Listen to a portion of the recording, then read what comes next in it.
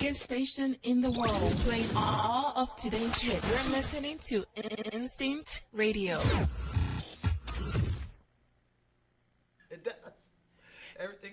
Good afternoon and welcome to RCR Presents Real Discussions. I'm your host for today, Michelle Dosbert. I'm excited because this is a special edition. This is a pop-up edition. Yes. She just popped in because we're never here on a Thursday. We're never here in the middle of the week. The last time I did a pop-up, it was with Little Lewis. So I'm going to save these special editions for legends. How about that? Okay. Legends. Today I'm going to have a conversation with Stacey Hotwaxx Hale. Hi, Stacey. Hi, Michelle. How are you? All right. Welcome. Thank you for coming. Thank you for having me. Oh, this is awesome. So, You are the real chick. yes, thank you. I'm doing the best that I can. And it's because I have conversations with people like yourself, which is helping me to grow in the brand as well. I know we have a few new listeners, and so before we get in the conversation, I want to kind of enlighten people about what Real Chicks Rock is all about. Okay. It's all about the empowerment of women.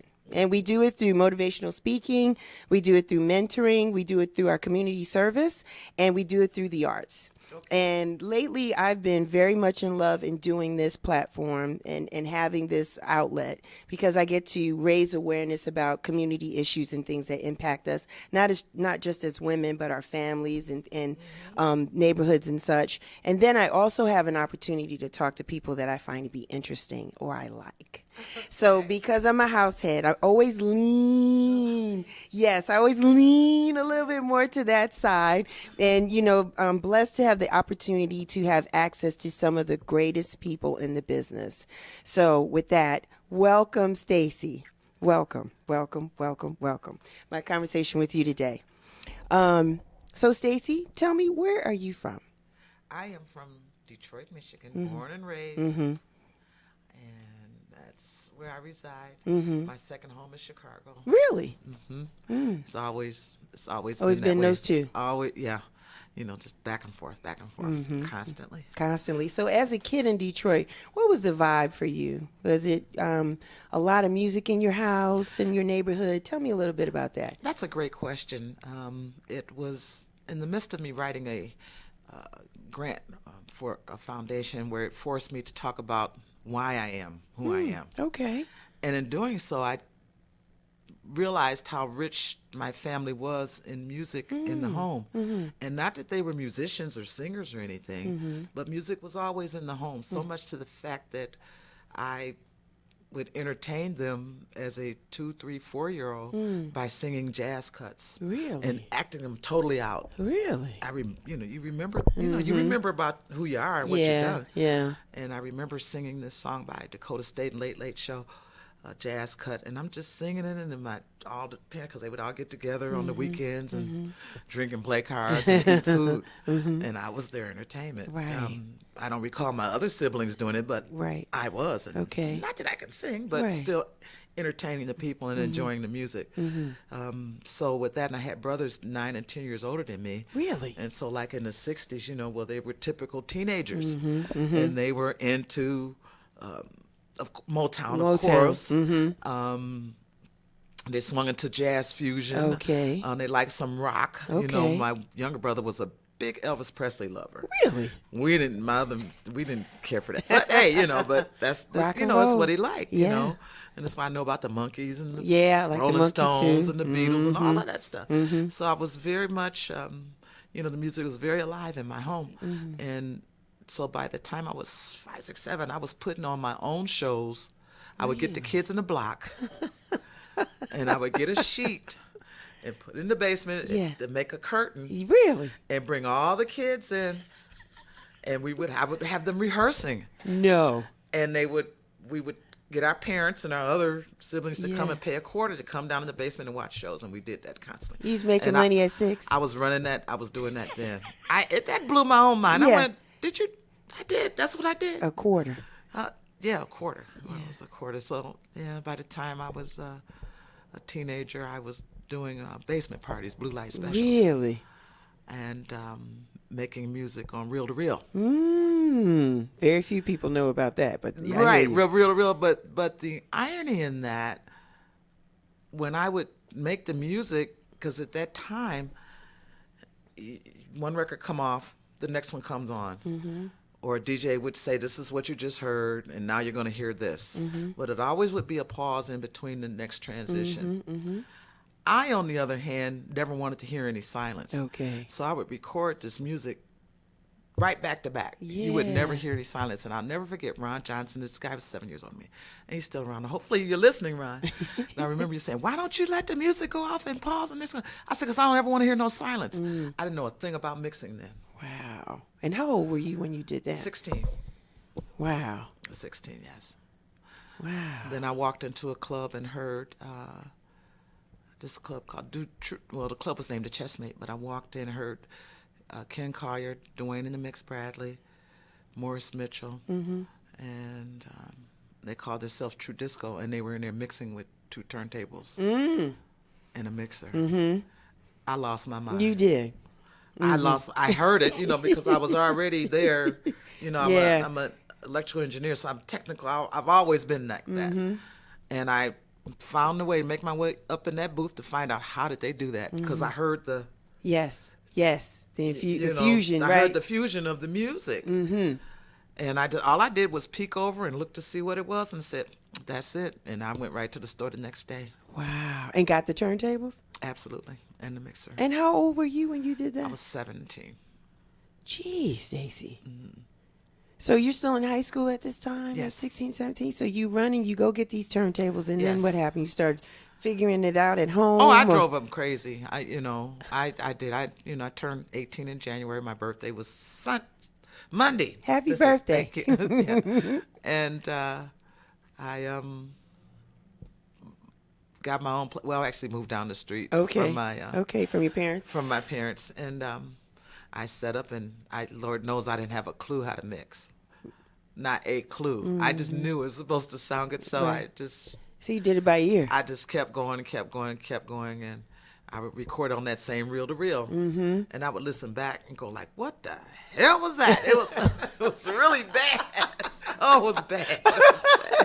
It was so bad that I got to erase. It was terrible. Man. But I was here. I was there mentally. I mentally. didn't have the skills. Yeah, but mentally you was already in space. You was in place. Yeah, I was there. So what was the record collection for you like? What did you have? We say crates, but what did you have when you were spinning on those turntables? Was it a little bit of rock? Was it a Motown? What was it? Great question. Because I can, we're talking about some years here, and I can remember mixing Soft and Wet by Prince, and I can remember mixing Quartz, Beyond the Clouds, a little bit of Evelyn Champagne King. Okay. Shane. That was a nice one.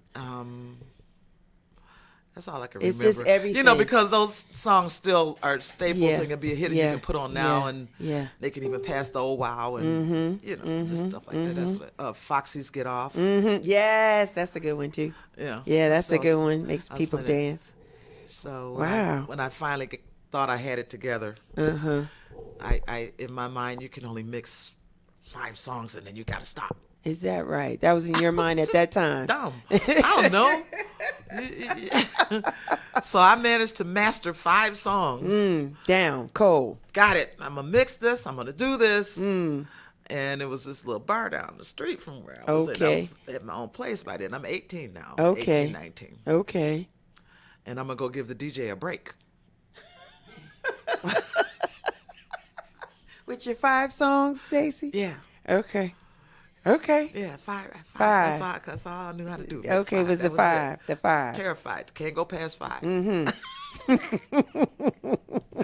was a great innocent time. That's a great innocent time going like, what?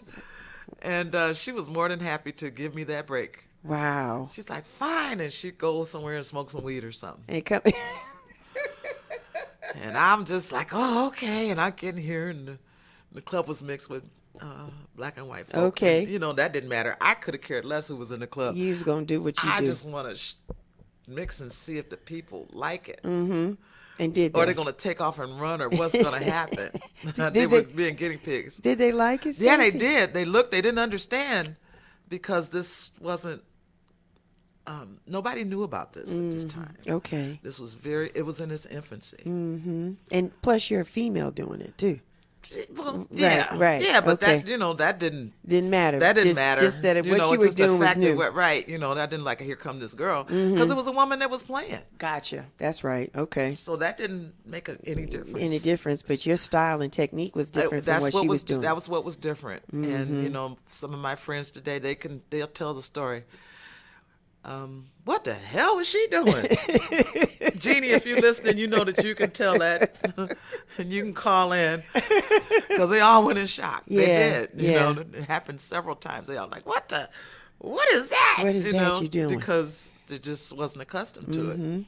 Nor was I, but I just Right. thought it was really cool. It was cool. So did that open up a door? Were you a regular at the same bar? No, I never got the job. You never got the job. No, I only got a chance to relieve her, but in doing so, my uncle, Freddie Hughes, had a club called the Circus. Okay, in Detroit. Up the street, in Detroit.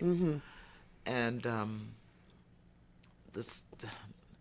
what made you feel like doing stuff like that? Quincy Jones. I remember that was one of another track. Now that I'm expanding, I'm gone to 6 to 7 records. Nice. Not growth. You're growing. I remember he let me have the job there on Monday, when nobody was at the bar. But I Okay. got, was able to do. And he was a performer. He was a singer and a performer. And he's like, push that button up there and and go on a mix. And I remember that's what I was playing with mix stuff like that. Wow. So he said, okay, I'm getting ready to open up this after-hour club called Club Hollywood. And it was him and 3 other friends of his. My other uncle. Okay. Kept keeping it in the family. Yep, and 2 ladies, Rita Daly and Jan Chapman. And they opened up this club called Club Hollywood, and I was the DJ there. You was a resident DJ. I was the resident DJ. How old were you? 19, 20? No, I don't know. I don't know. I wasn't 25. Okay. I was in my early 20s. Early 20s. And Early you're a 20s. resident. I think I was Okay. drinking age. So at least over 21, right? To be in the Yeah, club. I think, okay. something. But it was early. after our club because they didn't sell liquor. Okay. All right. Okay. It wasn't. You couldn't buy liquor, but it ran from 12 to 6 in the morning, Really? and I would lock myself in the booth because I was just terrified. I No. could see the people now. Yeah. But oh my God, I You think was of those growing. terrified? Yeah, because I was mixing, and I didn't know if they were gonna like it, and I didn't want nobody to get me, and just dumb. Well, inexperienced at that That time. We too, won't just say. dumb. I had a little lock on the door. I'm like, okay, they're gonna come in. They might ask me something, or they might not like that I'm mixing, or they might. I was scared. So how did it go? Really? How did it go? It was a turning point in my life. That one little step there, because the word started getting around the city. It was There this you go. chick that was mixing, Wow. and so we were 800 strong coming into the club. That anyway, every Saturday. 800? 800 people strong? Mm-hmm. My goodness. And guess how much money I made? $50.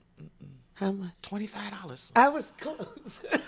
And I got a raise to $30. I was so happy. And you drawing that many people in. Wow, you didn't know. Still dumb. Still. And playing for 6 hours. 12 from midnight to 6 in the Had morning. no problem. That's why, these cats running around here now talking about an hour play, and I just look at them and go like, pfft. You know how it's 1,000 DJs on a flyer now, yeah. and they each get 40 minutes or 30 minutes or an hour. I just go like, bite me. Right. Duh. 6 hours easy. Was that every week, Stacey? You was playing like that? Oh, yeah. Weekly. What was your night? Friday? Saturday night. Saturday night. How long did you do that? From like a couple of years, or how long was that opportunity for you? I got to think about it. I don't know, but it went at least, I don't know, and I think Okay. 4 or 5 years. Are you serious? It wasn't a short term. No. It wasn't short term at all. No. No. It wasn't short No. term. Because later the club named us, the partners fell out or something, and then it became club exclusive. It was Club Hollywood. Okay, then we Then it went to became club exclusive. Okay. And then it became CX. Okay. All right. So you know. Yeah, they changed, but you were still there. Right, you know, through the transitions and stuff like that. So, but in doing that, there was a company called Duncan Sound. Okay. DJs, and they had he built speakers, and he had a group of DJs as his employees, and at the time he owned every club in the city by way of sound. He would put his sound systems in the clubs and then provide the DJs. So they had DJs, and so one of the DJs got wind of me being there, and he came in here. He said, "I want you to come and audition for this job." And I'm going like, "What is that?" Dumb again. Right. And I'm like, "Okay." And I came and I auditioned, and they were in the back. Mind you, male dominated, crazy. It was 2 chicks on his staff, but they were the type of DJs that talked and played music. Right, they weren't right. mixers. They were, you know, nothing to take away from them, Harriet and Jesse. And the guys, they were kind of the same way. They just talked because that's what DJing was in that time. Right. And I was up in the front audition. They left me up there all by myself. And, you know, they was like, "Oh, you know, they didn't care." Whoever, and I'll never forget. It was a quartz mixing turntable. Oh, let's go back. On belt-driven turntables, mind you, I was mixing too. I don't know if you know what that is. I don't think I've ever seen that. Right. You know, that forced you to be so ridiculously accurate because it's not direct driven by a motor. Yeah, okay. So that mind you, my mixing was on a belt driven to sync up the car. And then, and so you have to control the RP, whatever they call, you know. But yeah. So this was the first time I was on a quartz driven or a type of turntable that was direct drive. And it had the quartz lock on it. I never seen a quartz lock before in my life. So I was I'm auditioning, I'm mixing, I'm going like, okay, and I'm moving the pitch control, and it didn't move. I was like, okay, I'm not gonna get this job. Yeah. Because you don't know what you're doing. I clearly sound like I don't know what I'm doing. I'm pushing and pushing and pushing the thing, and it's not happening. I'm like, oh my God. And right about that time, Mark ran out at the back because all the dudes were in the back, and they had me up in the front with the door closed back to where they built stuff. Tell my man, that's what I'm talking about, what I heard in New York, and this is the art of mixing. I'm like, I remember jumping out of my skin because I didn't know why. You know, he was excited, but it scared me because I'm dumb. Man, that's what I'm like, oh. I'm like, phew. Yeah, he was happy. So it changed the direction of the whole company because of that. Wow. The girls quit because they didn't want to learn how to mix. Really? And the guys decided they wanted to learn how to mix. So you taught them, or they learned? No, I didn't teach them. They knew how to, you know, but it just changed the way it was done because this wasn't common. This wasn't usual. But they had been with the company, and they wanted to mix. And if this girl came in here mixing, we got to mix now. Yeah, we doing it too. Yeah, you wasn't going to show them up. Yeah, they was like not having it. Wow. And so it did change the dynamics of that. And so Charles Love at Funtime Society decided to introduce me to the city, Clear Auditorium, and they made a big to-do about it and said, here she is. And that's how I got introduced to the city and went mainstream. Really? That's how that happened, yeah. My good man. And how old were you then, Stace, when did that happen? I don't know. I was in my 20s. I didn't, you know what I mean? Still. In my 20s. Yeah, that happened. My goodness. Yeah, that happened. That was, just the event of things that happened. Yeah. It was a turning point to, what went on. So then you're introduced to the city. So now you're playing everywhere now at this point? Craziness. Yeah. Just nonstop. Double parties. Just constantly. I still kept my job at Club Exclusive because it was after hours. Right. And so I would still go out and do during the week. Sometimes I would play 7 days. 5 hours. It would be just me. It was not 15 DJs. Me emphasize that it was not 15 DJs. It was just me. Her for 5 hours. And when I had Saturday gigs, because my night was Saturday, I would do my gig, get off at 2, get to the club at 2:30, 3 o'clock, and take over. And take it on through the rest of the night. Did you ever have a 9 to 5? Oh yeah. You did? Yes. Worked as an engineer for Xerox Really? for 8 years. Yeah. For 8 years while DJing too? I went to school full time too. Wow. Wow. DJing full time, working full time, school full time, Yes. all in your 20s. That went over into the 30s too. Is that right? Yeah. Yeah, because I decided to go back to school at 29 years old, I think. Okay, yeah. okay. And, went to Lawrence Tech. Okay. And by this time, the club exclusive thing was over, and I was playing it at Cheeks. Okay. Okay. which After was a hours? No, this is 9 to 2. Okay. No longer after hours. 9 to 2. Okay. 9 to 2, and I recall going to school full time and studying calculus and biography. I know, it was crazy. It was so crazy. I'd get up, do a mix, sit down, write a formula. Oh Get my up, do a mix, sit down, write a God. formula. Yeah, got pictures of me doing I that can't. stuff. It's crazy. But I was just determined. So the cool thing that happened with that, or just just history going on, you don't know that this is what you're doing at this time. Okay. But the spinoff that happened from that, we're listening to the radio, and now people are mixing. Okay? Yes. Now yes. it's happening. But still, the whole world is not a DJ. Everybody's a DJ now. Right. Yes. And the number one radio station at JLB decided to have a contest. Okay. And you had to submit a cassette. Cassette, no CDs. No CDs. No MP3. No. No Dropbox. None of that. Cassette. And DJs here, we want you to compete, for this contest. And it was 600 entries. Wow. And I submitted my cassette. And Elton Weathers, we were real close. It was a good friend of mine. We, worked together a lot. And I'm like, here, you need to submit. Come and make it. And he was lazy. And he didn't feel like it. And he wouldn't do it. Well, I was so fired up about it. I submitted 2. And I put the other one, his name on it. Did you? They both made it. Wow. I told him, You owe me. can I cuss? I had to. I said, you SOB,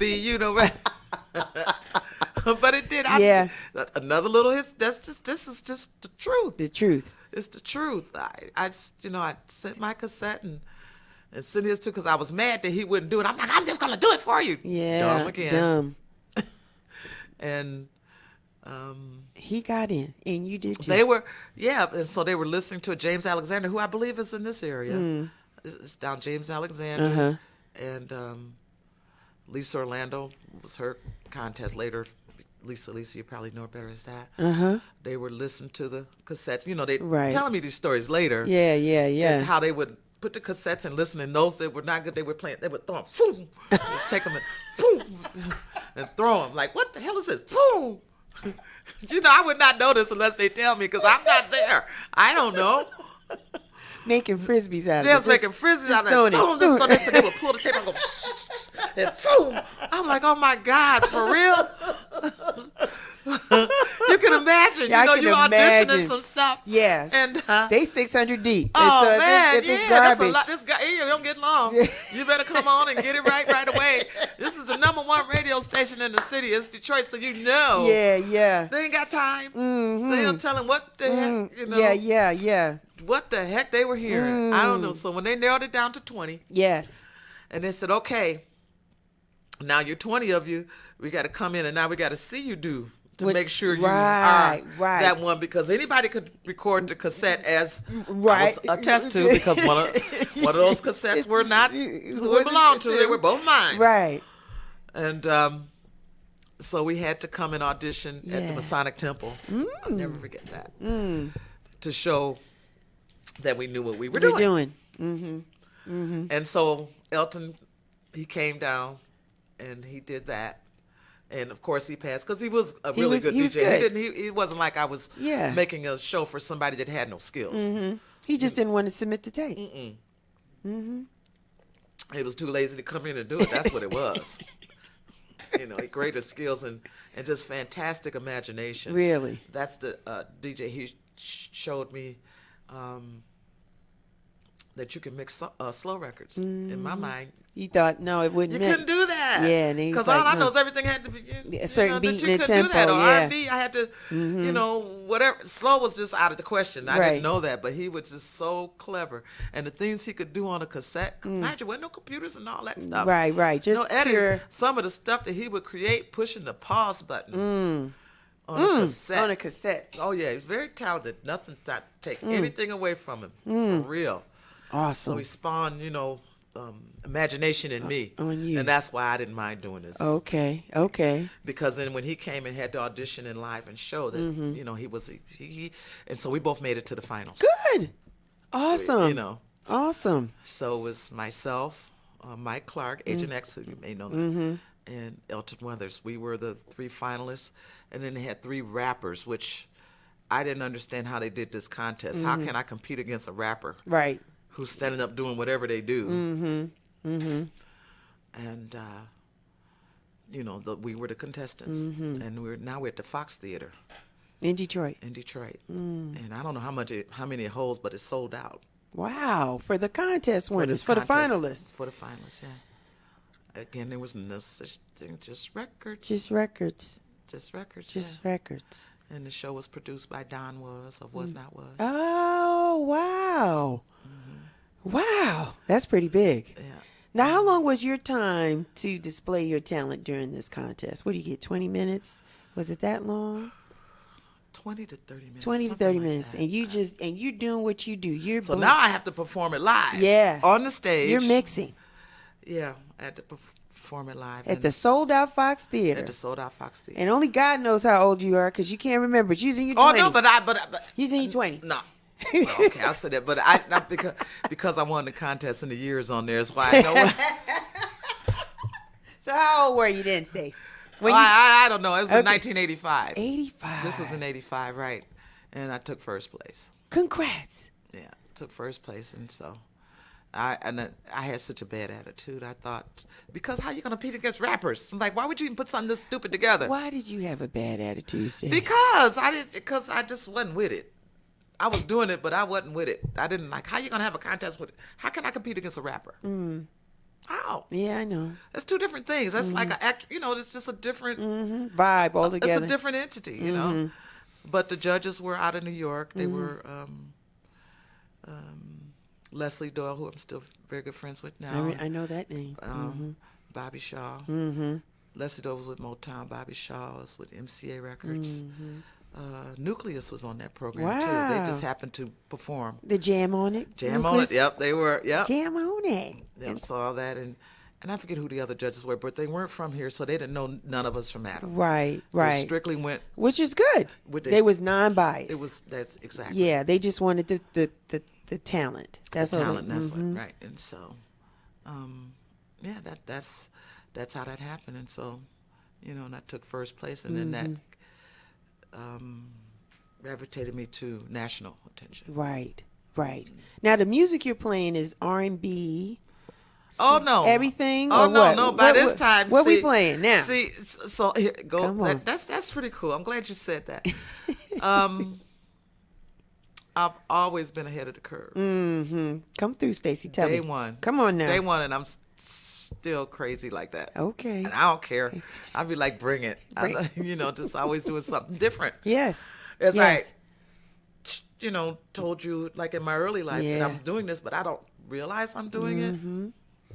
And in '85, nobody knew what house music was. Come on, Stacey. Yeah. Yes. But I wasn't playing with them, honey. I was all over it. And you know that house music was in that show. And I'm playing for mainstream people. I said, but you about to get beat on the head. And trust me, that Jesse Saunders song, On and On, was in that mix. That along with Colonel Abrams. Yes. That piece was in that mix. Yes. Yeah, it was part of my show. It was on there. So I would I created this thing I call Sneaker Mix. Sneaker Mix. Because people weren't used to it. Right. But I was determined. So I put on something I know you know, and then I fool you. Sneak it in that right, and so I made myself learn how to mix so tight that you could not tell that the record changed. I did not want you to know. To maybe 5 or 6 records, you're like, wait a minute. Did she just play? I've been out here all this time. Right. I love doing that, you know, because I was different people. Yes, I'm like, yes. you're not going to leave the floor just because I changed the record. So you get him and hold him hostage. I called, hold no. him hostage. Yeah. That was, and so, Wow. you know, it's I don't want to say it's still like that today, but now, you know, everything you beat up, they want to hear the mix come in, and now the audience is smart. If you remember, they weren't used to that. They weren't used to it. They didn't know. You know, so now they hear the mix coming. You know, we got some excellent ears now, and they can, woo, I hear that coming. Oh, that's my jam, baby. All that, right? That would be me. But that's with sneaker mix, and the same thing happened in the contest. Yeah. So what I did, because I was so progressive and playing stuff, imagine the music was not on the radio. Maybe 2 songs. I don't even know. Because I can remember what I played. Okay. The all-time, Bad Times. Because the record lived for 30 years. You can still put it on from the Negroes now, and they'd be like, "Oh!" I'd be like, "Get over it. It's a great song, and it's all good and stuff." Yeah. But I was like, right at that time, in this 85, I was done. Because I had some house music I wanted to hear. And I wanted to hear some Xena. Yeah. I wanted to hear Martin Circus. I wanted to hear, was other things like that I wanted to hear, where we're being progressive. That's or right. whatever. That's right. And so I started out with Madonna, a cappella Sidewalk Talk. Interesting. That's how I opened up. Interesting. And they gave me some gadgets that I could use, because they told me, anything you want. I'm like, really? So mind you, I was already gone crazy technically. Yes. And at this time, because all these little tricks and stuff they have on the mixers, that didn't exist. Right. Right. So I told them I wanted I can't remember what it was. I was going to call it a voice box, but whatever the gadget was allowed you to make it reverb and repeat and double. Wow. Okay. And so I had 3 turntables, whatever this gadget was, that allow it to go, watch, watch, watch, watch, watch, watch, watch, watch, watch where you walk, walk, walk, watch where you walk, walk, walk. And they had videos going behind me, but I didn't know this. They didn't tell me. But they do, they knew what my stuff was. So they had these legs doing these walking behind me. Really? I didn't know. I'd find That's out fire. later. That's hot. That's hot. And so I come and watch where you walk, because the sidewalk talk, and you can't keep it sticking from the ground beneath you. And I let this play and say, well, and I come in and roll Bad Times on top of it. It was a rap. I didn't have to play no more. I really didn't. The audience erupted. It was because this was their tune. Yeah, yeah. It wasn't mine, but it was there. It was there. That was my first lesson of programming. Wow. If you do radio and you know how to program, and even you have to. That's what separates the DJs now. It's programming. You don't know how to program, you can't teach that. It's just paying attention. You can learn a million songs in the world. If you don't play the wrong one, it'd be like, That's it. what from one crowd may not work for the other. So all these people are going and say, I got these 10 records. This is what I'm playing, and I'm going to do this party. Right. You get there and nobody liked none of the 10 Right, songs that you picked. You call it programming. I'm just calling it paying attention to the audience. But, well, that, Yeah. and maybe I call it programming because I've been in radio. Yeah, yes. That's the official term. And then, because I've done so many mixed shows live, Yes. pre-programmed different things. Yes. And I've played across the board, CHR radio, urban radio. Wish they knew what kind of radio it was. I played on the station. All kind of radio. All kind of radio. It's still on radio now. I'm Yeah, on yeah. Red Bull Radio. Yeah. And I'm on Deep Space Yeah. radio. You have to be able to program your audience, especially when you go live. So now I'm about to go on a tangent or something. Back me up. Help me Okay. out. All right. But that's where I come in with programming. Okay. Programming to the audience and still allowing you to be yourself. And if nothing taught me that better than being on CHR radio. Do you know what CHR radio is? It's playing on white folks radio that like black music. Is that right? And you got to put in some white folks music. Okay. Just like, Yeah. when you hear it, Yeah. But music is music. Yeah, it is, but it's just, that's how they differentiate it because Okay. of the audience and who they attract and your buyer All right. and all that different things, Okay. who buy ads, who's your audience. And that's important. We call them from, different because you have, I mean, everybody listens to everything, and a lot of I say CHR, we call it churban. Churban. Not urban, it's churban. Churban. And that's white people listening to black folks music. Churban. But they still keep your, I don't even know who a big white writer is. Your K, is it K Swift? Is that her name? That's not right. What's her name? Swift. Swift. I don't know. Oh, come on. The white lady singer, the one that, Taylor, thank you. Taylor Swift. Thank you. Thank you. Taylor, right. Taylor, I said K Swift. K Swift. Taylor Swift, right. like, You know your Taylor Swift audience, right? Yeah. And, because she's good. But you don't necessarily hear her banging in the hood. Yeah, you don't. No, you don't. Do you? No, you do not. Okay, that does nothing away from her because the girl is good. She's good, but you don't. You don't hear it in urban markets. No, Yes. you don't hear it in urban markets. They're not going to play it on urban radio. You not hear Sam necessarily. Smith in urban markets. Yeah, and there are some crossovers. You so hear the way Adele the in times, some urban of the stuff is crossing over, and vice versa. And I'm surprised. But this just happened. Either you one or the other, and that's Okay. even how the record labels Operate. would operate and who they promote and all that. That gets into We'll talk about the that. science We will. and stuff We'll- like that. We'll get into it. But typically, I do know that with this next generation, it is a cross factor, and you have to know those Taylor Swift people listen to hard hip hop. They too. do. They buy it. They're consumers of it. They know it, and I have proof of Yeah. it because my girls, I teach it. I get where I teach and I let them pick their own music. Okay. And my face just fall off at the selections they have Yeah. every single time. Yeah. And they know every single record. And when I have some little white kids, they break out. They more raw than the black girls. I'm like, Yeah. "Oh, Yeah. what the? That is true. That is true. But music has always been It designed. is, right? And that's how it always should have been. Right. You know, Yeah, to me. yeah. So my only little mission is to say, y'all not house heads. Wait a minute. Yeah, But, I know, that's holding just a up the whole banner. whole nother banner. But to, take over the crossing Yeah, over. yeah. And I've been in a straight up urban club and heard them drop some, I don't know if you can call it turban, but some Taylor Swift or something like that. And the black kids get Yeah, it. they getting it because music is music, and I think And it is. It every doesn't- every decade we push the barriers, right? Because when we were younger, our parents was pushing the Motown sound, and their parents didn't understand that, so that was like, That's right. ooh, the early rock and roll, R&B, soulful stuff, and then when we came along, it was more dance, more disco, was hip hop. It was all that we were listening to. Yeah. That our parents were like, why aren't you listening to Marvin? Like, right? Right. Marvin Gaye and Yeah. Diana. What is all this stuff? And so it's just every couple of years or every decade, you got to change and kind of go through the boundaries of music. In 1985, when you started playing that house at Fox Theater, sold out Fox Theater, and you win, what happened for you after that? Were you now known for playing this thing called house, or just you were just still considered a well-rounded good DJ?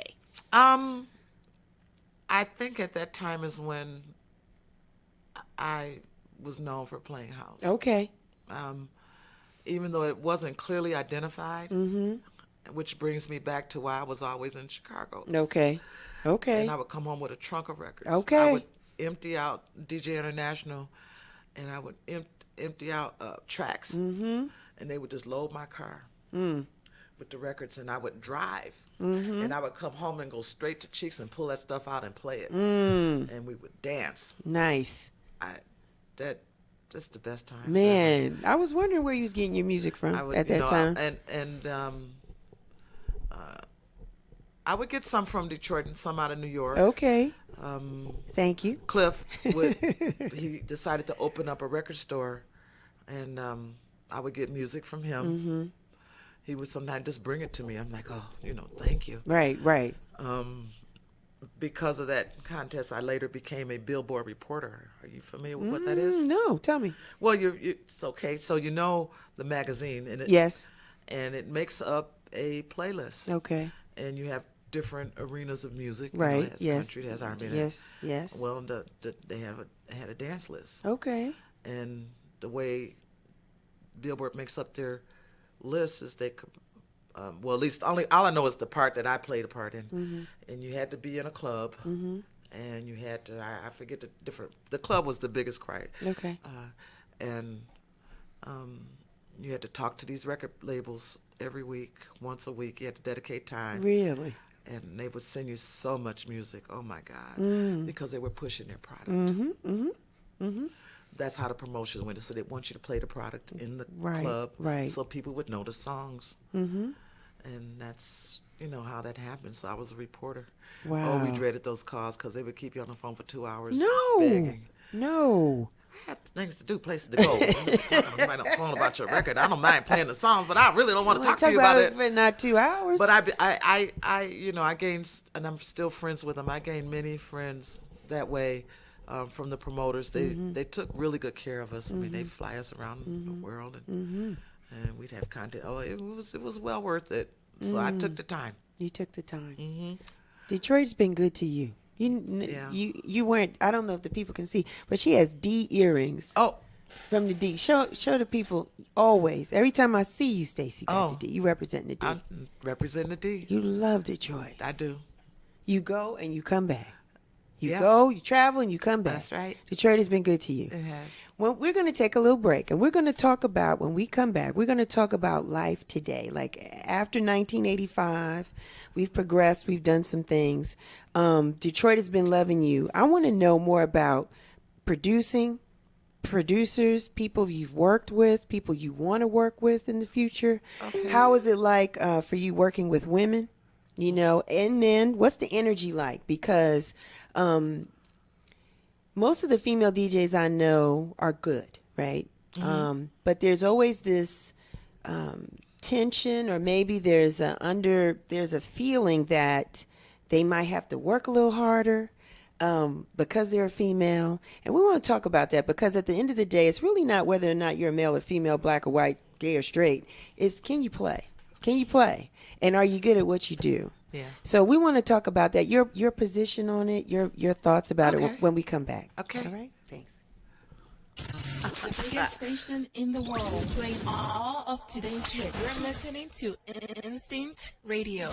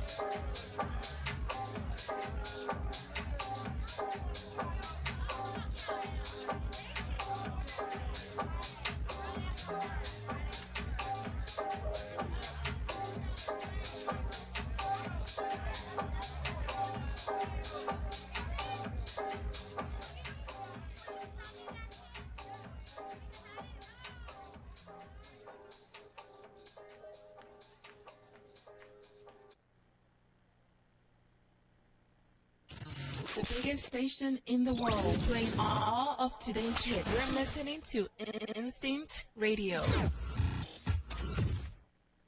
Right. And welcome back for RCR Presents Real Discussions. I'm your host today, Michelle Dusbart. This is part two. Gotta have two. Gotta have two. And this is my conversation with DJ Stacey Hotwaxx Hale. Hey. Welcome. We learned so much in the first part of our conversation. You were the first of many. Too many for you to remember. You were being real modest and kind and humble. But you did a lot of first. Right. And it had nothing to do with you being a woman. No. It was all about skill and talent and drive and passion. And I think, if anything, maybe a little bit of your engineering background and love, for you to kind of like push the envelope and do some things. What I wanted to ask you was, where did you get the name Hotwaxx from? Who birthed you and gave you that name? Where'd you get that? I'll tell you. That's a great question. Because they were calling me, Hotwaxx. I was thinking of something else. Never mind. It's that godmother stuff that got me all tripped. Okay, we can get to that We too. don't have to. We don't want to. But it's all Yeah. good. It's just the truth. Okay. Hotwaxx was given to me again in that time of Cheeks that I talked about, and a promoter, a good friend of mine, club owner. He's wear many hats, but at the time he was just doing hair. And went in his basement, and he looked. His name's Darnell Small. And he looked at me. He said, "You Hotwaxx." I said, "I'm who?" He said, "You Hotwaxx, 'cause you hot on the wax." I'm like, "Boy, shut up." I blew him off really, with that. And so when I went to radio and started to play on JLB, and at the time thinking, I'll tell you this, that I should have a name. I mean, of course, my name is Stacey Hale. Hale, nice. And that on the radio, I guess I need a name. Right. So Darnell said Hotwaxx. Okay, I'll be Stacey Hotwaxx Hale. Wow. That's how that happened. And been with you ever since. Ever since. So then, to me, it started looking too long on flyers. So, so I tried to cut it down. I tried to just be Hotwaxx. I tried to be just Hotwaxx Hale. Some of my dearest friends, Jessica Caramore, Major, her and that son. Jessica. Yeah. They always say, DJ Stacey Hotwaxx Hale. I was like, can't you you writer? You just the whole thing. No. Can you just say Stacey with it? No. And It sounds nice. I just get over it. Yeah, it's fine. It's just a whole lot. Yeah, it's okay. The best parts of my nephews, that they know I'm a DJ, but I'm auntie. Your auntie. And it was the youngest one. He's 9 now, but I had him most of his life. I was his major babysitter. So he figured out this Hotwaxx stuff and put it with me, going like, what? Is that you, auntie? It's like, Yeah. And so when he finally put it together, he come running to about Hotwaxx. I'm like, boy, get out of here. I am auntie to you, and that's it. That's it. And that's how it's going to be. Yeah. So you still have records? You still have vinyl, right? Absolutely. How much vinyl do you have? Oh, I'm probably down to about 5,000 pieces. Down to 5,000? What was it before Stacey Hotwaxx Hale? Like 25. You had 25,000 pieces of vinyl? Yeah. And where did this vinyl live? Where is it stored? Everywhere. All over the place. Under the step, in the basement, around Are the corner. you and back. serious? Everywhere. She Yeah. said she 25,000? Do you remember I told you about the Billboard reporting? And I they would send me all these understand. records? And So in then- addition to the fact that I was a little vinyl junkie, there's no question. I can still be a vinyl junkie. I would go to New York and get records and wouldn't have money to get home. I'd make sure I have a ticket to get home. I wouldn't have a dime to eat or nothing. That's, let's say, a purist. Can you? I don't need you to validate my past to be a part of my future. That's, I think, right. I don't know how many times I did that. Just crazy. Oh my gosh, Crazy. That's Stacey. the passion of a real DJ. Not, I'm not saying just me, Yeah, but that understand. was Just- inside of me. Yeah, that was you. I'd go and I'd find whatever stuff. I'd go up and then you spend hours Hours looking, Hours. touching the vinyl. touching the vinyl, playing, listening to Listening it, seeing to what it did, all of this. Having imagination, creativity, like I'm Exactly. gonna play it this way, and And I'm just with whatever this it is, record. it just sounds good, and it helped break many artists and stuff like that. It helped break Lil Louis. That was back to, like, it was all over, because I was all over his stuff before everybody knew it. Yeah, Man. I was like, please give me this. You know, I want this stuff before it was hip. Right.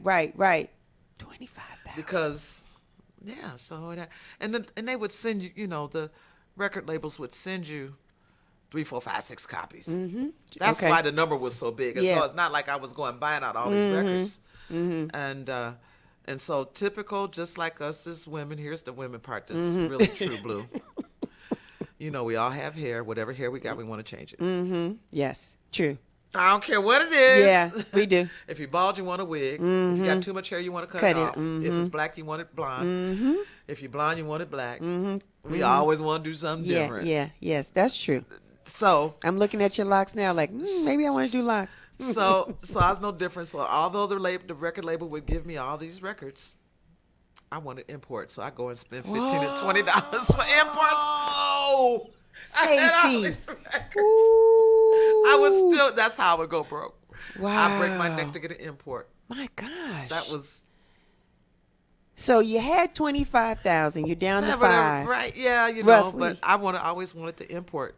It would be just a little different, something different. It always was. It just something different. It would be a little different mix and have a little different look, whatever the different was. That's what you wanted. Now here I have the domestic one, but I don't want that. I want You want imported. So I'd have both. Earl Purist. McKinney, as I say, gotta have 2. Gotta have Sometimes 2. I had 3.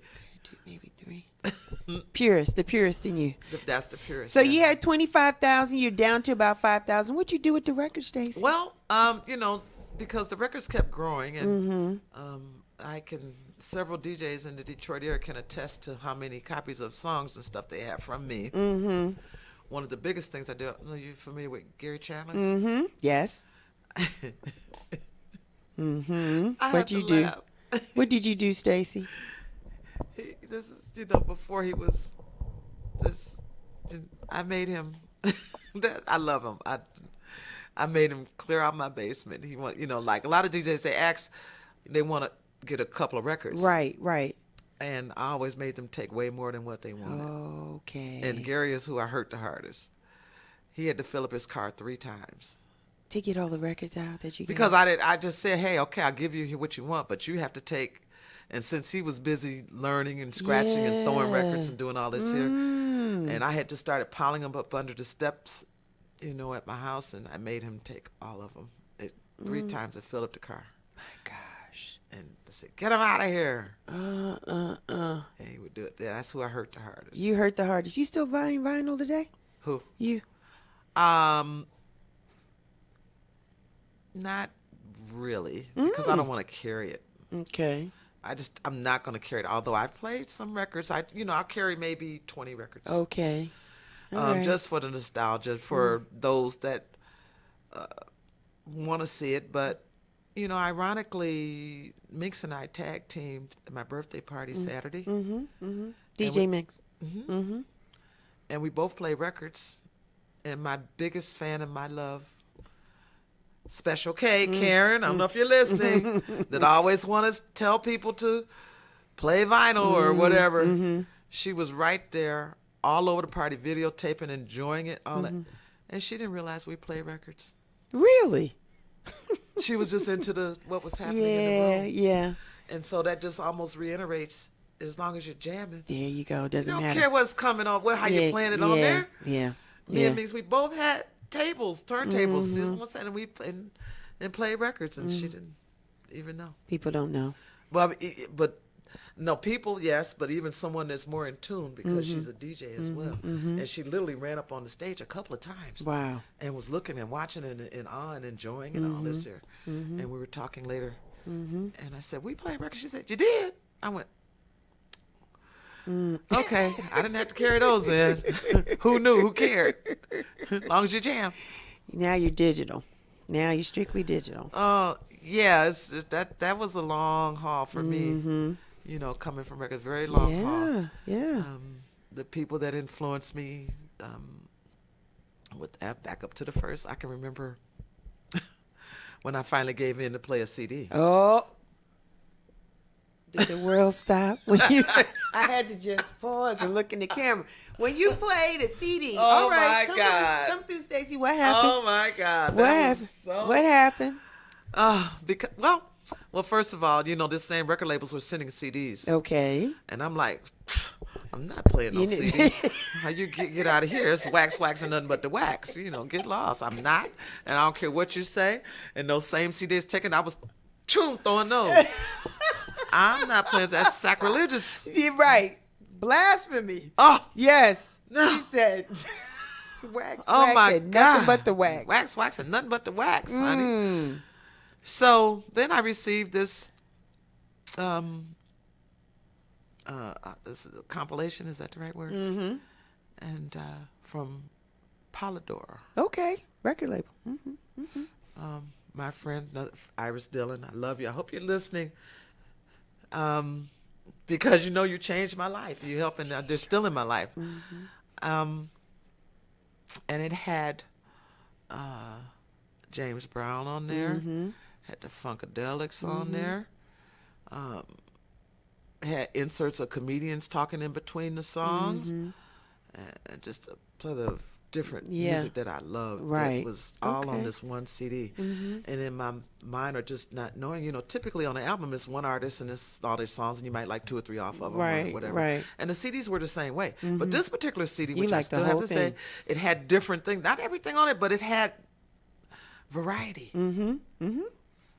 And I'm like, oh my God, all of this on one thing? One little disc. One little disc, and it was a double disc, and it was the shape of a flower. Nice.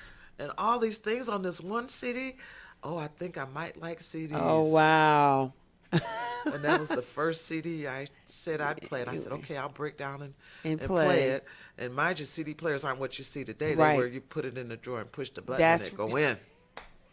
So now, mind you, I can't do this to it. Right. No, ma'am. No, ma'am. I can only play it. Yeah, that's it. Changed your world.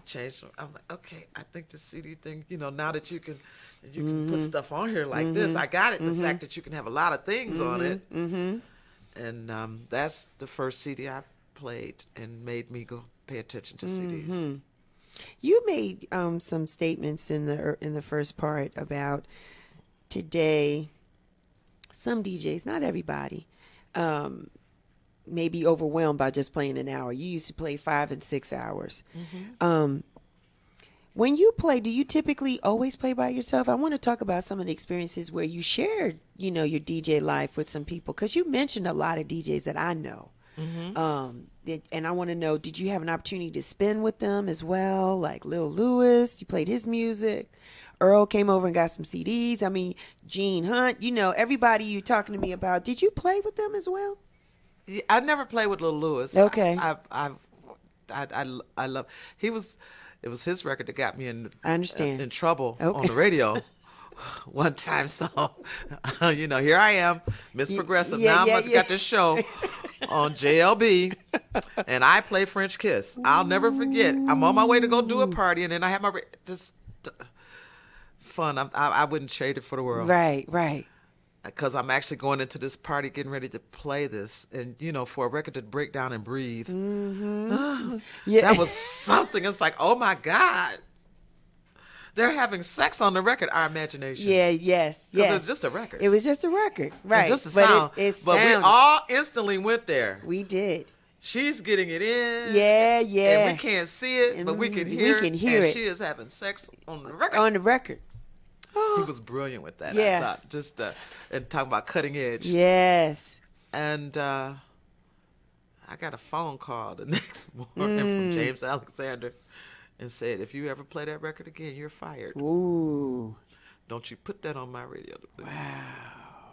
That was what I was playing. Wow. He's on the edge. On the edge again. That's on what the I said. edge. I always was He's getting on the in trouble. edge. I stayed on getting in trouble. I thought I was in edge, trouble Stacey. all the time. I didn't care. He's on the edge, I Stacey. didn't play it no more, though. I didn't play that no more. now I hurried up and went to that. By the time that part got there, I mixed out. Yeah. Okay, because you didn't want to get fired. No, I didn't want to get fired. And I had the test pressing. I don't know how I got the test pressing, but I had the test pressing. But some of the guys, I mentioned some of the guys you played with. Have you DJ'd with some of the guys?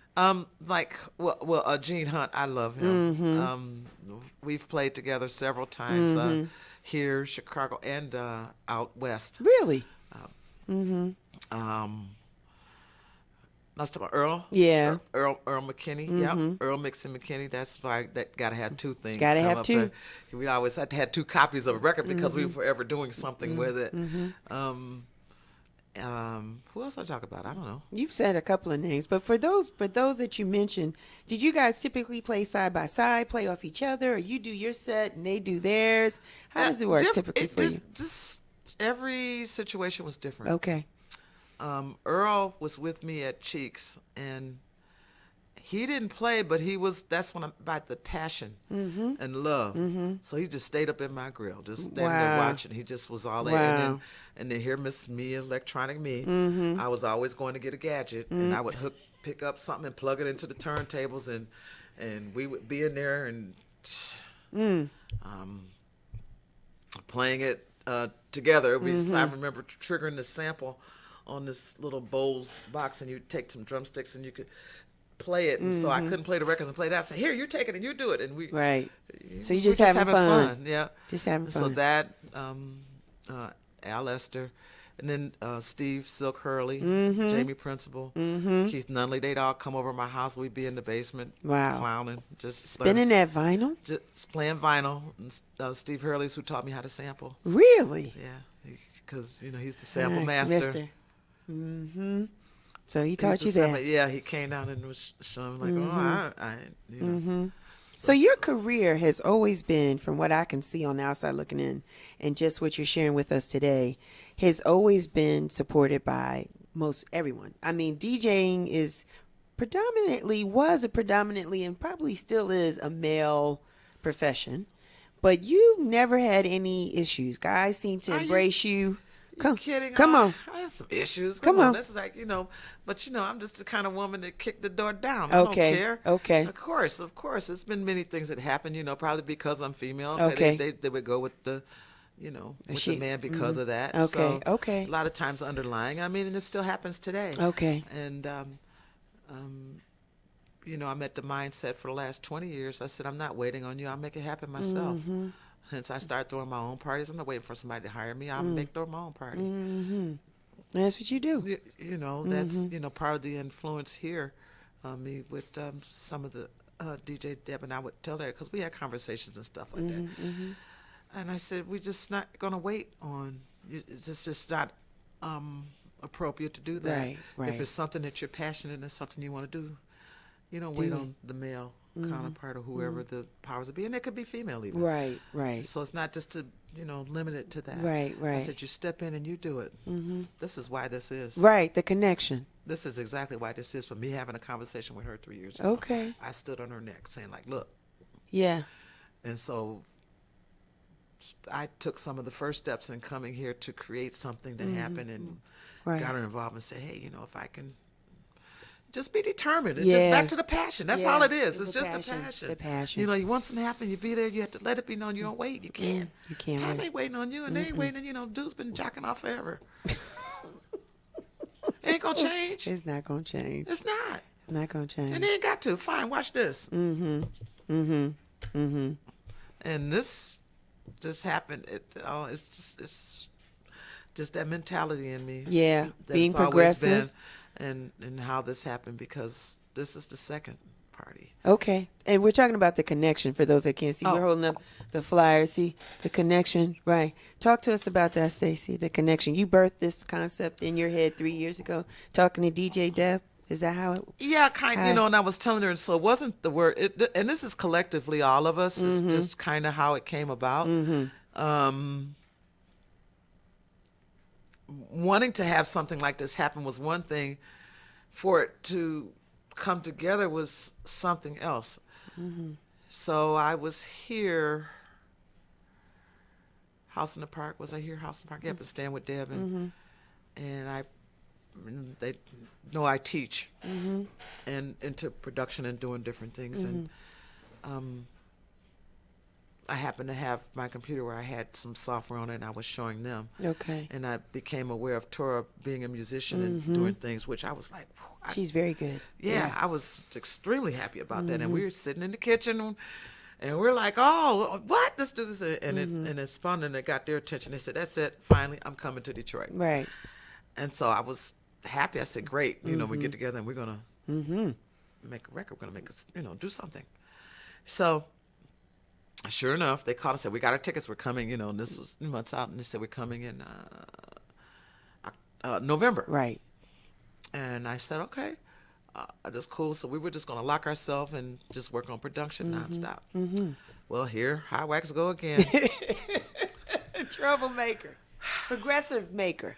It Right, just happens. right. So what you do, Hotwaxx?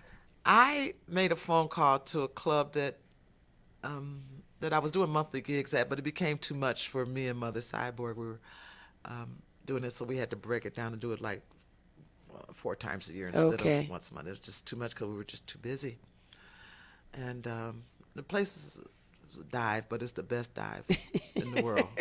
The energy is through the roof. Everybody comes there. The drinks are fabulous, and it's all. Anyway, I called him because my Daryl G, who I loved, that's another DJ that's been with me since I brought him in the radio some years back. But he saves me.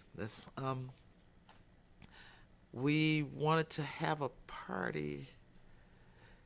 We've been having a party on Christmas Day for the last 2 years. Really? Okay.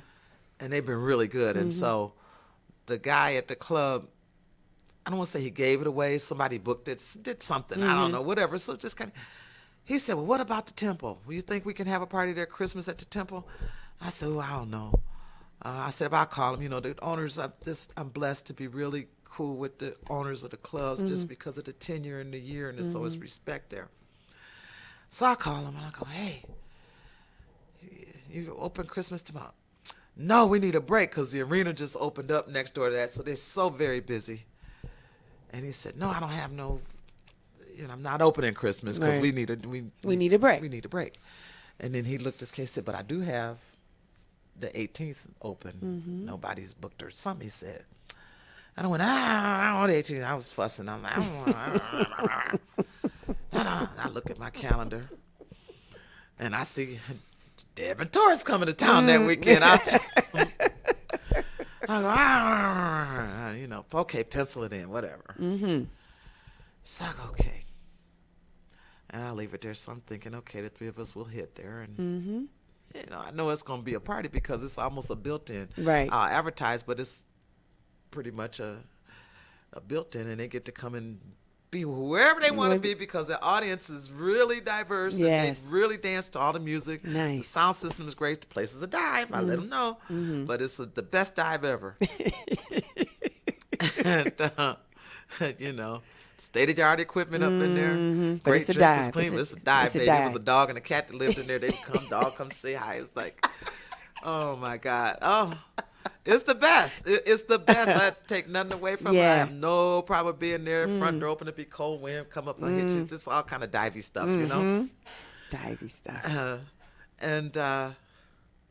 So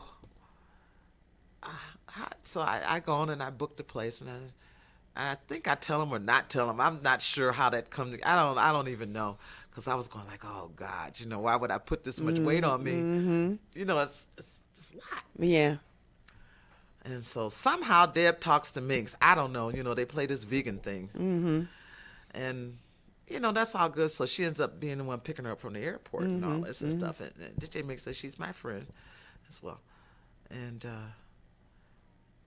they come and I don't know. It didn't make sense for her not to be a part of this as well. Right.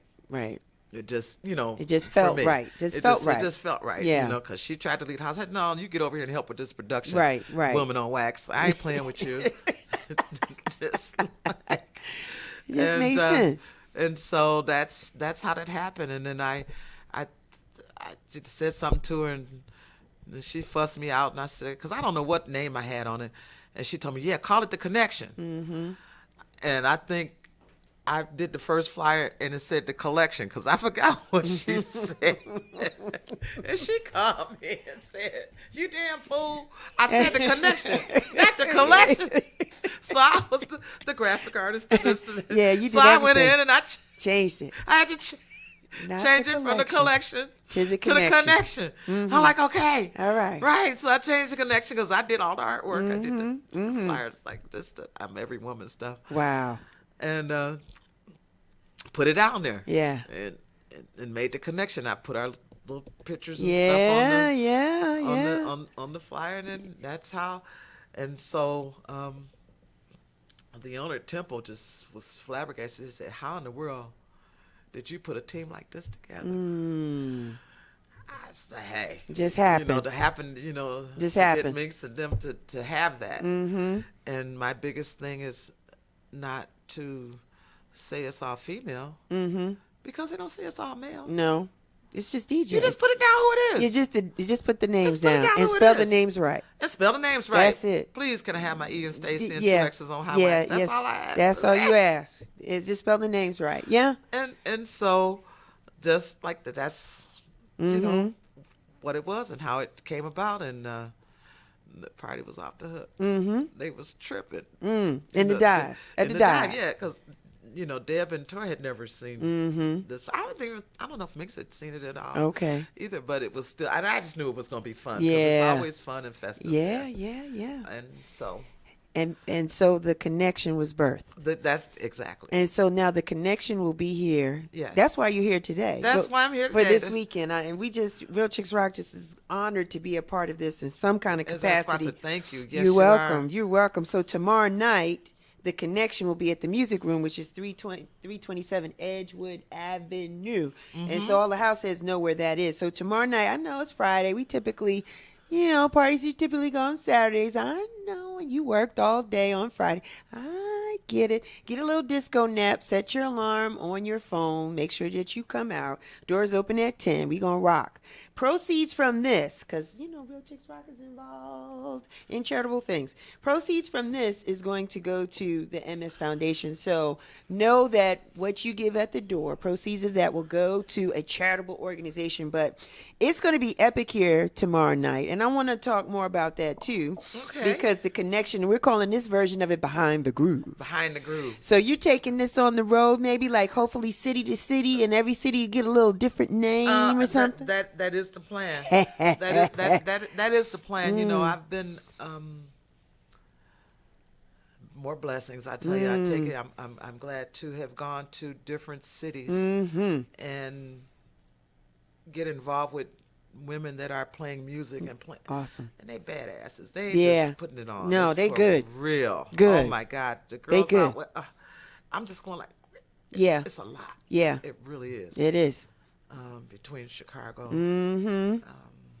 the Bay Area, Los Angeles, of course in Maryland or The up DC in the DMV DC area. Some badass chicks. Yeah. So you got to hit them. Play. You got to hit them. So I've had a chance to do something with some of them in different capacities. Yes.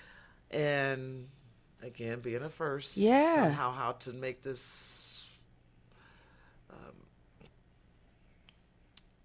force to be reckoned with, but not so much a force, but just that we are. And we're it's going here. to stand out. It's going to stand out. It will stand out on its own. Again, it's not to be said all female. It's just DJs. Just be what it is. Just good DJs together. Because that's what playing it is. music. That's what it is. That's what it's about. I tell you, I had my first party last year. It was a 3-year in my mind to do. And I mentioned it to DJ Mix now that she tell, and even Deb, they still fuss about it. I don't care. It goes both ways. I get fussed at on both sides. Yeah. I don't care. I'm like, hey, forget you. Right. So my thing was, because men dominated and always doing stuff, they are kind of a dick about it, So, I've seen the mistreatment of women, not just me. I mean, just out of the machismo. I mean, it happened in that arena, big DJ, but it happens on other platforms other as well. areas. Yes. Unfortunately, but it's happening. Yes. So that's I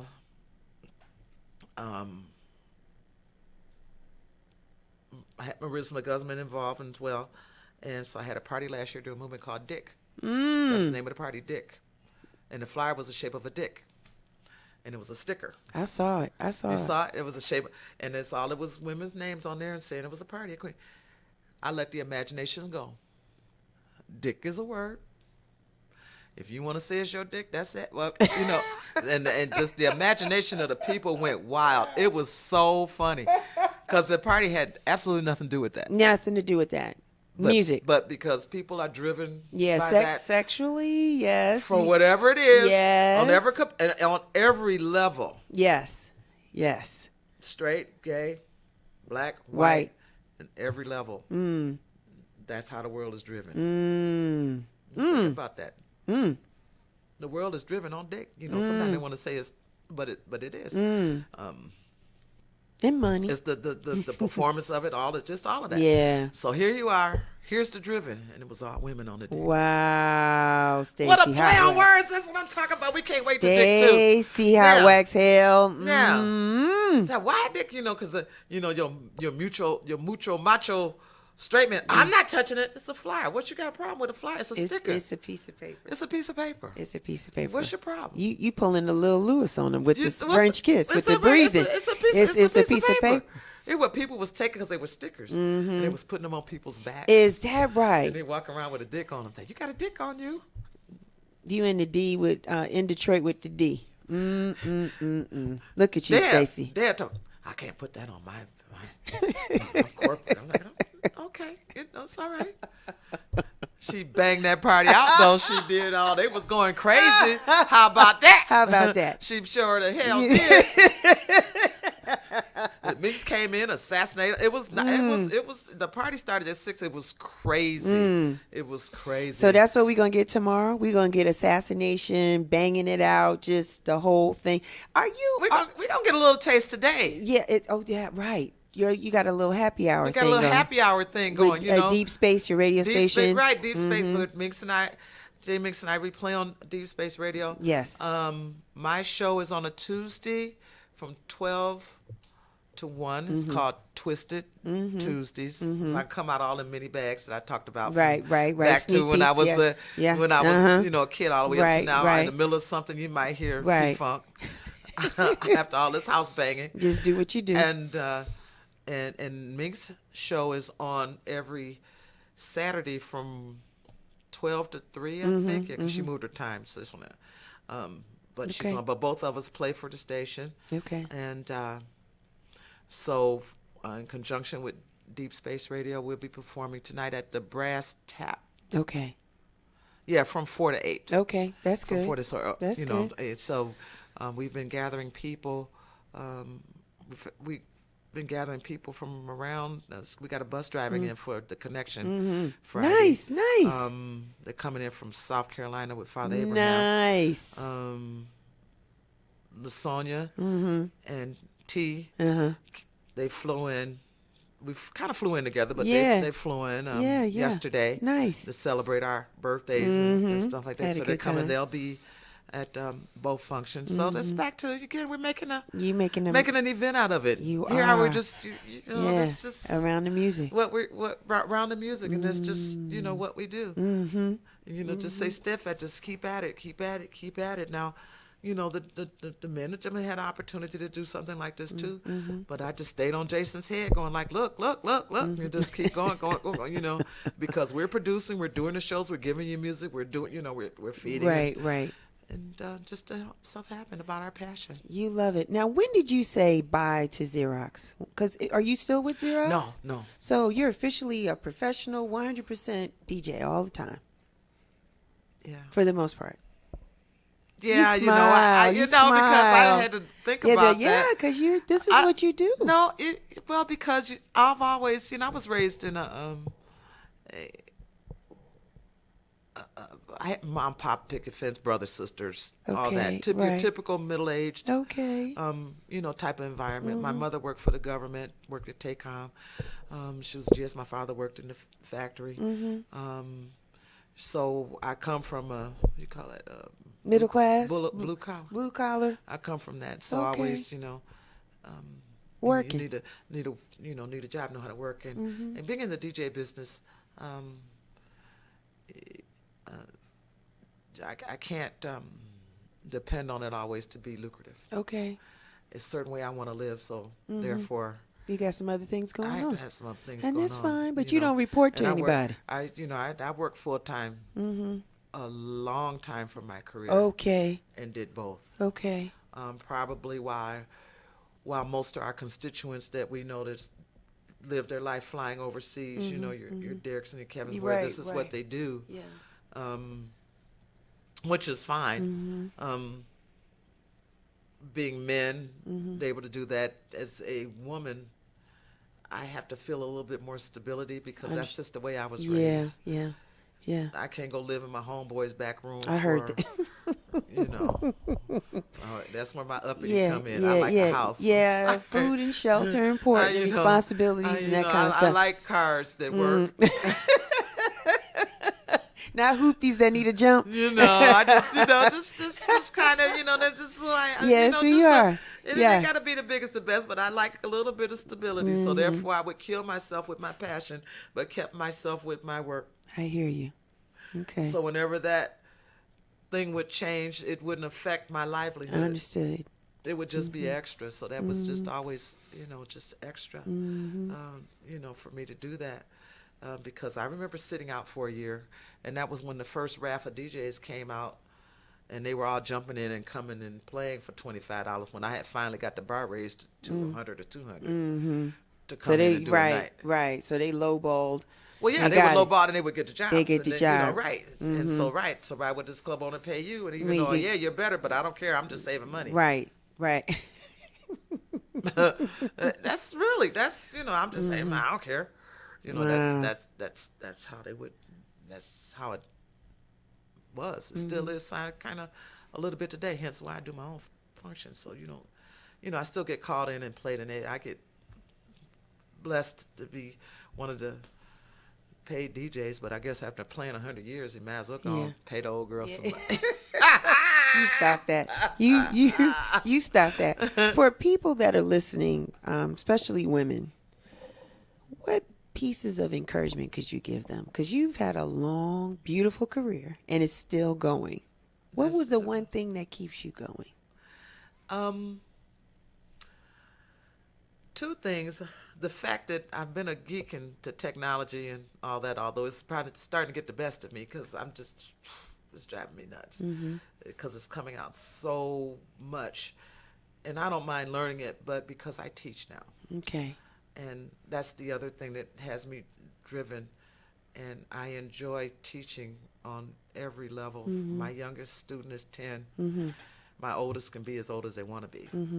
But for them to have that passion and to want to do it too. So I don't mind sharing and showing my experiences.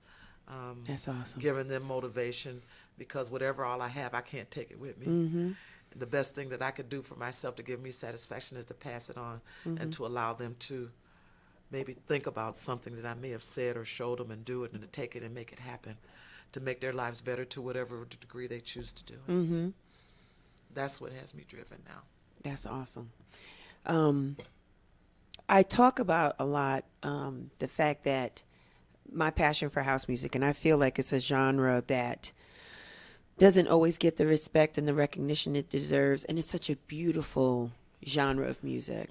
So I'm happy that you are a person that realizes just the importance of sharing and translating your experiences on. So having mentors, because we are getting older. Even though we look good, we may feel good, but we're getting older. So we're not going to be here forever. We're here to talk about it. We're here to talk about it and pass on. Thank God, that's why I was so happy to come do your show, because now this goes into a forever. Yes, absolutely. Yes, it goes on the YouTube channel. Everybody's going to see it. It goes into a forever. And it goes in forever. You know, somebody can look back at this 200 years later and go, yes, that's what she was doing. This is what we were talking about. This is where she was. These were her firsts, and everything that she's been doing. It's just a wonderful thing. Wonderful thing. And not to mention something else that happened. And I just want to thank you again, because what's happening now, the women are taking notes as to what other women are doing and making sure it's recorded history. Really? Being inducted into the African American, I need to get it right. Hall of Fame is in Tennessee for black music. Yes. My artifacts and things will be really inside there. Yeah. Congratulations. It goes in 20. Yeah. In 2 years. Yeah. And so they started to prepare for it. They seeked after me diligently. Congratulations. And so yeah, that's Legend. that's major. I That's didn't, huge. I really didn't I didn't have That's any, huge. any Congratulations, concept of that. Stacey. But yeah, Stacey with an E. yeah. Hotwaxx with 2 X's. Hale. So Spell your name right. So that's right. So that's what it Oh means. my All the more to me gosh. that the story is being told, Yes. and that somebody can see it. And only thing that I want taken from that is for somebody else to hear it, see it, Yeah, and be encouraged, and inspired. be encouraged by it. And That's do all I it. can ask. That's all you And can that's ask. everything. And that's not just a DJ thing. Yeah, It's that's not. everything. It's It's not. everything. And it's not even just a female thing. No, it's not. It's just, it's back to, Your just passion. just the passion to The follow. music, the and learn. programming, Yeah. the learning, All of that. the progression, Yeah. the thinking outside of the box, Yep. your collaborations with people, Yeah. giving records away, giving Oh my records God, away, yeah. giving music They away. gonna take it. They would be so Just mad a at me. giver. I don't want all that. I said, yes, you Oh did, because my God. I needed that stuff out of my space. It was too much. It's too much. But yeah, Dr. Portia Malibut is who got in touch with me over that, and I need to call off that museum correctly if I can make my homework. Yeah. But yeah, I want to. It's the American Afro. And I just want to. I don't want to reverse the words around. Mm-hmm. That's what I get, because it's the African American Music Hall of Fame, and I understand B.B. King is in it. And some other artists, but it's it's not just that. But to be asked for that, That's huge. and they sent for the stuff. So I sent all the stuff that I first started producing in, and sit down and be on display. And that's Awesome.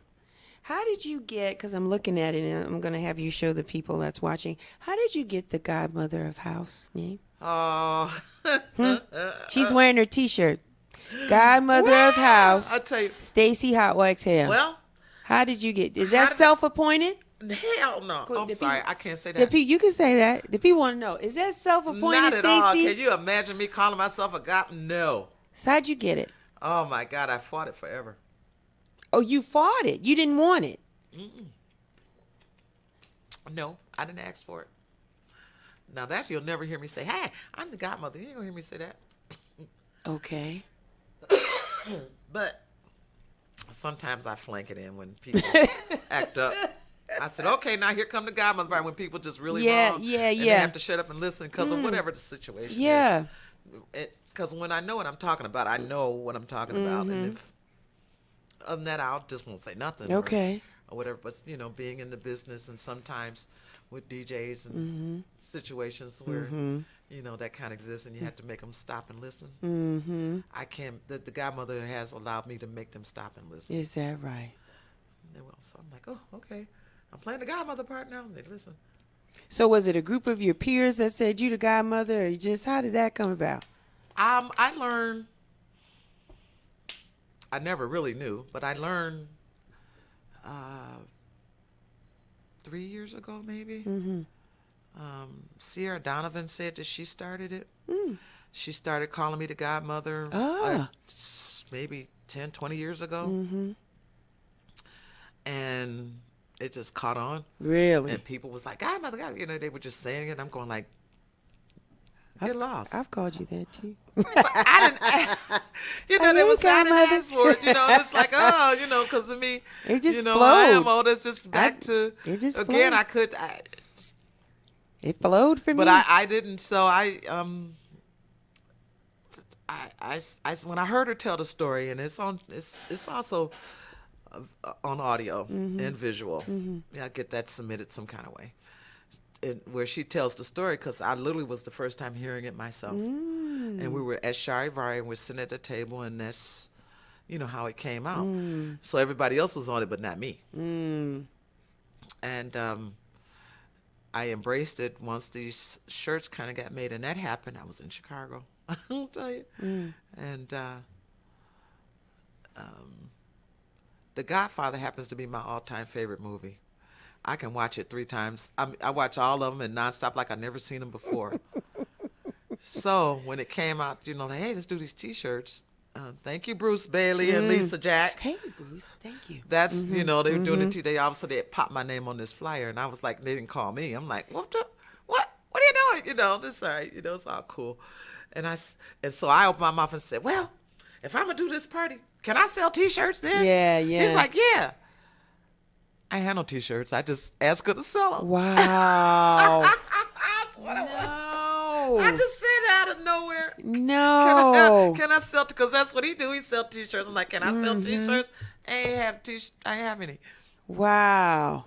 It's a great story. Yeah. In Chicago. So my graphic artist Stephanie Carr, thank you, got together with Karen, and she knows I love the Godfather, and so she got with Stephanie and told her to come up with the Godmother. Godmother of house. Put a flower. Look at that. And used the yes.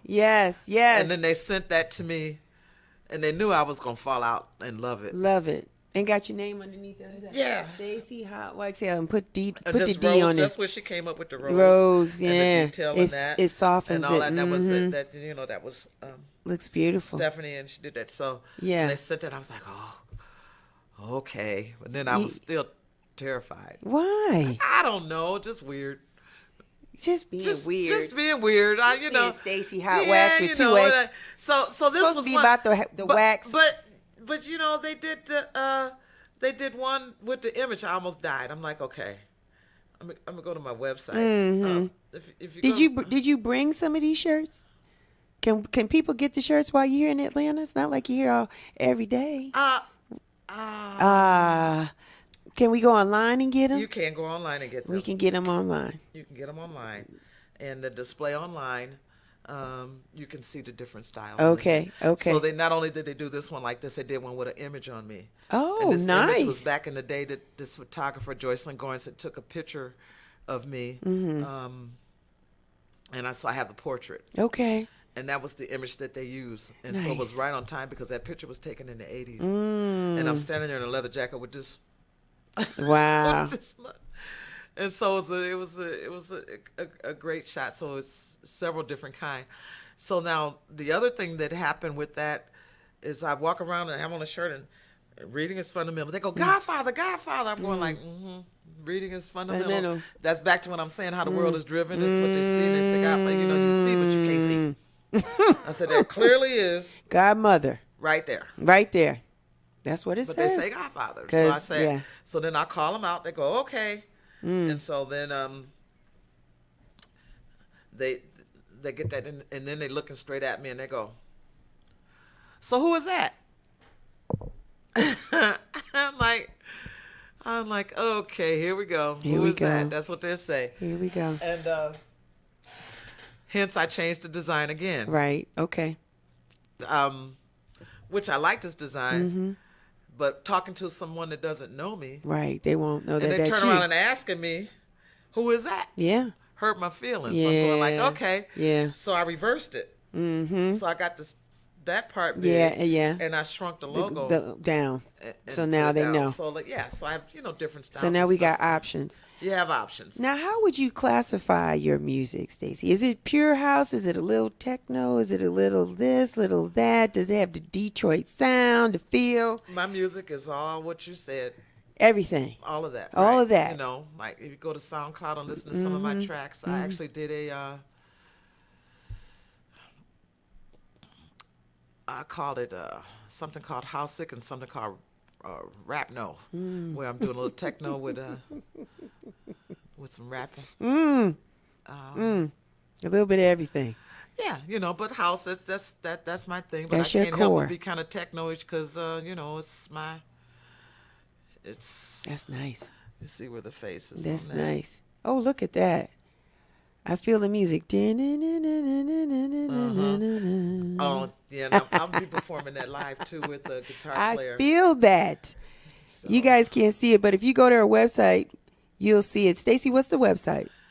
DJHotwaxx.com. DJHotwaxx.com. Two X's. Now, of course, you can get. Yeah, no, you have to do that one because I haven't changed the delivers. That's okay. I have you. We can go DJ Stacey Hotwaxx Hale. No. DJHotwaxx.com with two X's, and you can see All her shirts. So you see where I reversed that? Yeah, she's reversed the style. She's got some good stuff that's out there. She didn't bring none today. She didn't bring any for anybody to buy while she's here in Atlanta, and she's playing at 2 gigs, but that's okay. Notice I said buy, not give.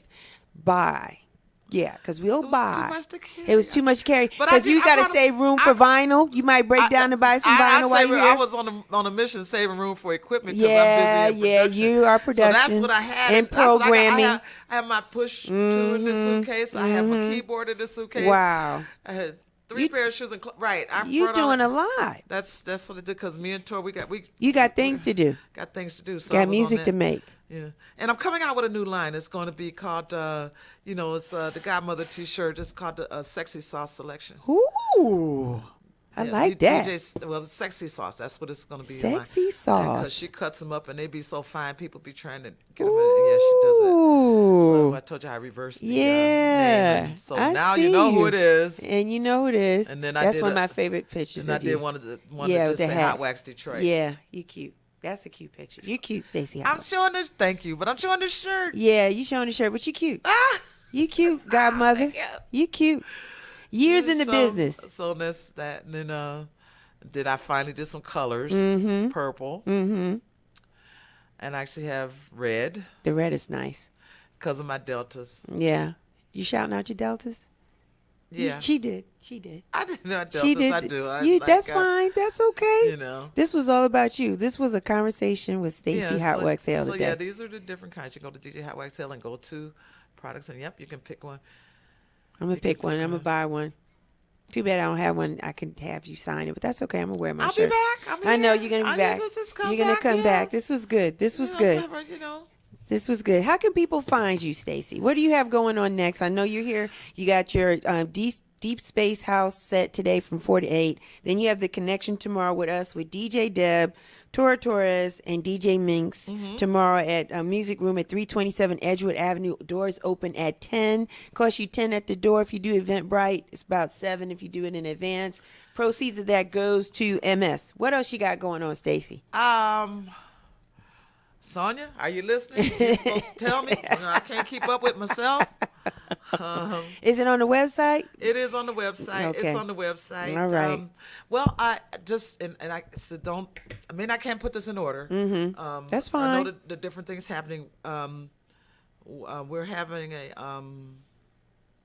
what do we call it? A spin-a-thon for spinning. I teach at spinning. Really? And so that'll go for 24 hours, and I'm there mostly. I'm gonna get a couple of my students to come in and hit a little bit. I usually close it out with a gospel house set. Nice. That's coming up. Black Women Rock is coming up at Black Women Rock at Charles Wright Museum. Nice. That's with Jessica Caremore and various all female lineup band. All this year, we just go crazy, having a good time. Of course, my radio show. When is that on? It's Tuesday. on Tuesdays. Twisted Tuesdays at 12 o'clock. We feature. And you working on new music? Yep, I'm trying to look at my calendar and see what's going on. I'm sorry, I can't remember by heart. That's okay. Also, the announcement did go out. I am playing Movement Festival this year. Awesome. I'm going to Movement this year. Yeah. I'll be performing there. Yay. I'm going to see you and Kai. I'll say yay. Yeah. Yep. Oh my God, this is a great. See, that's when it started. Oh, and so I'll be at the Underground Dime. In Detroit? In Detroit. Also to Charles Wright, I'll be heading a workshop for Dilla Day. Nice. For J Dilla. Yeah. Nice. Yeah, for Dilla. Awesome. Right. That's awesome. coming up. Look at you. You got a lot of stuff going on. Right. Just go to the website. It's all fun. The website is current. We'll go to the website. Yeah, and then, because I am. That's good. You're working, DJ. It's doing us. It's great to play, but being involved in things that make a difference. Yes. So doing that Dilla Day, and also the embracement of Piper and women in hip hop. I'm like nice. one of them. Nice, Stacey. And so my picture is on display at the Detroit Institute of Arts. Yeah. For that, the selection is called Decipher. So you can go to the DIA and see that. Nice. It was a major photo shoot, and everybody that's in Detroit that had to do anything with movement of happening by way of music. I mean, George Clinton is in there. Phenomenal. Yeah, it's just quite a display. Phenomenal. It really is. Kid Rock. Jessica's in there. Des, I can't even. You can't Billy name T. it all. Yeah, it's a lot. Plethora of pictures. Yeah. And for me to be honored to be put in that. That's good, Stacey. Let's see, what else can I think of? You've done great. You've done great things. Stuff happening. Just great I'm things. happy. And there's no sign of you slowing down. I'm trying. You're I'm not trying going to to slow down. No, Why? Because. Because what? Because I'm ready. You ready to slow down? Well, just a little bit. I always will be involved in music and stuff like that. But Daryl and I was talking about it. It's so much music, and you have to listen to 100 records to get one good one. That wears you out.